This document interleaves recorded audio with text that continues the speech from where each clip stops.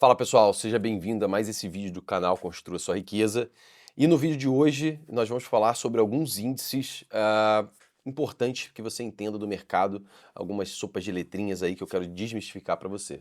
Mas antes de mais nada, eu já peço para você compartilhar esse vídeo com seus amigos, já deixar o like aqui no botão, já se inscrever no canal. Se você não é inscrito, já se inscreva aqui no canal, porque ajuda bastante a gente a divulgar esse conteúdo para novas pessoas. Então, já deixa o dedo no like, já compartilha com seus amigos e bora pro conteúdo do vídeo.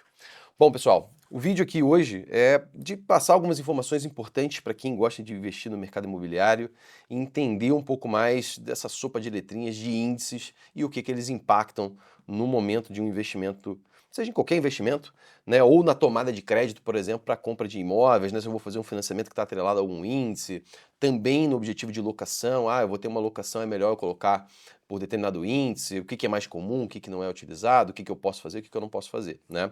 E para que você tenha um melhor retorno e para que você esteja antenado às possibilidades do mercado, tá? Então vamos lá. O primeiro índice que eu coloquei aqui é o índice IGPM, né, que é o índice geral de preços do mercado, aonde ele é conhecido como o índice da inflação do aluguel. Então, para você que é investidor de imóveis com perfil de aluguel, provavelmente conhece muito bem esse índice, deve estar lá no seu contrato de locação com o seu inquilino. O IGPM é o índice que corrige o valor dos aluguéis, ou pelo menos deveria ser, né? Então, é importante você, né, saber sobre esse índice. Esse índice ele é medido pela FGV, né, que é a Fundação Getúlio Vargas, que analisa o IGPM, foi criado pela FGV, foi criado esse índice IGPM, tá? Então, teve uma movimentação nos últimos anos, né, de alguns contratos de locação saindo do IGPM e indo para o IPCA. Isso aconteceu alguns anos atrás, exatamente porque o IGPM em algum momento ele subiu demais, principalmente por momentos aqui no Brasil, por causa das Olimpíadas, Copa do Mundo, fazendo com que a inflação dos imóveis subisse muito, né, o preço dos imóveis subisse muito, consequentemente o preço da locação ele está atrelado automaticamente ao preço do imóvel, e aí fez com que o aluguel subisse bastante, e aí houve dos inquilinos, né, uma reclamação meio que geral que não daria para fazer mais o contrato de locação atrelado ao IGPM. Mas ainda a maioria dos contratos hoje, eu diria 90% dos contratos de locação, são regidos pelo IGPM, tá? E aí, mas saiba que teve esse movimento alguns anos atrás de alguns contratos movimentando para o IPCA, principalmente no contrato de locação comercial, né? Algumas empresas, alguns anos atrás eu trabalhava numa empresa e negociava imóveis para essa empresa, para colocar, né, o negócio dela em várias cidades pelo país, e tinha uma normativa que a gente tinha que tentar negociar esses imóveis pelo IPCA e não pelo IGPM, tá? Mas a maioria dos índices hoje estão no IGPM. O segundo índice que eu quero trazer aqui é o INCC, né, que é o Índice Nacional da Construção Civil. Então ele é o índice que ele diretamente ele impacta o setor imobiliário, né? Então dentro desse índice a gente vai ter uma composição lá do custo de matéria-prima para a construção de imóveis, né? Então é o que construtora muito se baseia esse índice aqui. Tanto se você for comprar um imóvel na planta, você vai encontrar lá, por exemplo, né, um pagamento mensal lá para a construtora e o saldo devedor corrigido pelo INCC, porque é esse índice que corrige, né, o mercado da construtora. A construtora se baseia muito nesse mercado aqui, porque é exatamente o índice que corrige a construção civil, tá? Então, ele é muito usado hoje para contratos de imóveis na planta. Consórcio imobiliário também é utilizado muito esse índice aqui, tá? Então ele mede, ele tem a variação ali do custo de material, de mão de obra, tudo relacionado à etapa de construção. Então é normal que você, na hora que vai comprar um imóvel, que você encontre esse índice, caso você esteja financiando esse imóvel diretamente com a construtora, né? Ou, né, pegando o período de obras para pagar ali durante o período de obras alguns balões, algumas parcelas mensais, o saldo devedor lá das chaves vai estar corrigido pelo INCC, tá? O terceiro índice que eu quero trazer para você é o IPCA, né, que é o Índice de Preços ao Consumidor Amplo, né, a inflação oficial do Brasil, né, então é o índice mais comum no Brasil, é o índice que é mais conhecido pelo cidadão comum, né, então ele é mais utilizado em contratos de longo prazo, em financiamentos, né, e também podem haver alguns consórcios corrigidos pelo IPCA, tá? Menos, mas a maioria está corrigido pelo INCC, mas existem alguns consórcios imobiliários que têm correção pelo IPCA também, tá?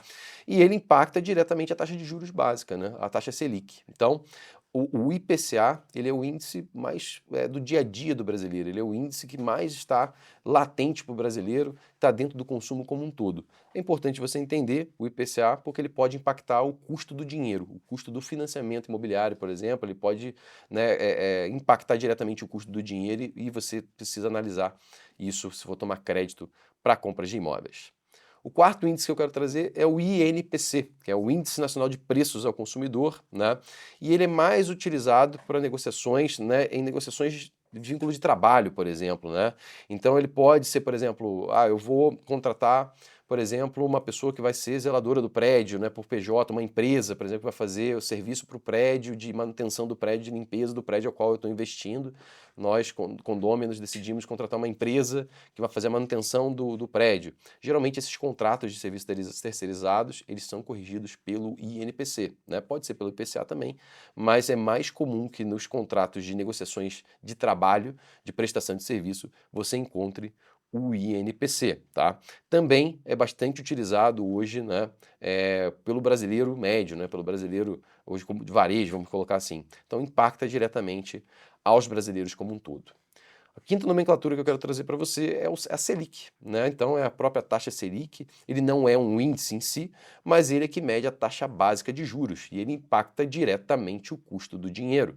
Então ele impacta o custo de um financiamento imobiliário, ele deixa o financiamento imobiliário mais caro à medida que a Selic esteja mais alta. A Selic estando mais baixa, você vai ter um custo de financiamento mais baixo. Então, Selic alta significa crédito caro, uma demanda menor. Né? É por isso que quando você tem uma Selic alta, né, existe uma tendência dos imóveis ter menos vendas de imóveis. Então, se você é aquela pessoa que pensa em construir para revender esse imóvel, pensa em comprar um imóvel para revender, entenda que quando você está na Selic alta, existe menos crédito, consequentemente tem menos pessoas consumindo. Então, a demanda é menor quando a gente tem uma Selic alta. Numa Selic baixa, o crédito fica mais barato, as pessoas ficam com uma maior tendência, com mais propensão a investir e comprar um imóvel. Então, se você é construtor, um pequeno construtor, quer construir uma casa para revender, ou se você quer comprar um imóvel para revender, comprar um imóvel de leilão para revender, entenda que quando você tem Selic mais baixa, é um momento mais favorável para isso acontecer, tá? Então a Selic ele impacta diretamente o investimento em mercado imobiliário. Alguns outros índices que a gente também pode considerar aqui, mas não vou detalhar, mas a gente tem alguns outros índices importantes, como o IPCA-M, o índice FIPE-ZAP, que exatamente ele acompanha os preços dos imóveis, então o índice FIPE-ZAP ele é bem interessante para você analisar se o metro quadrado daquela região do imóvel que você está comprando está dentro do que o mercado pratica, ou se você está pagando muito acima ou muito abaixo. Se for muito abaixo, tem que entender o porquê, pode ser acabamento, pode ser uma determinada característica do imóvel, e você precisa entender o porquê que está muito abaixo. Concorda comigo que ninguém está para perder dinheiro, então por que estaria tão abaixo? E, se tiver muito acima, entender o porquê, porque um acabamento melhor, um prédio melhor, um imóvel com uma característica melhor, pode ser que ele esteja acima da FIPE-ZAP. Eu falo que a FIPE-ZAP é a tabela FIPE dos imóveis, né? Então ele te ajuda para ter um balizador. Então é bem importante você estar por dentro desses índices aí, tá? Bom, o importante é você entender desses índices, né, essa sopa de letrinhas, é saber transitar entre eles e saber em cada momento alguns desses índices vão impactar os seus investimentos imobiliários e vão impactar o mercado como um todo. Se você é investidor e entende um pouco desses índices, você consegue trafegar no mercado de maneira mais tranquila. Então, entender esses índices é algo extremamente importante para que você seja um investidor profissional no mercado imobiliário. Então esse vídeo vai ficando por aqui. Espero que você, né, que não sabia dessas informações a partir de agora saiba e compartilhe com aquele seu amigo que também quer saber um pouco mais sobre esses índices e como isso pode impactar a vida do investidor imobiliário. Muito obrigado e até o próximo vídeo.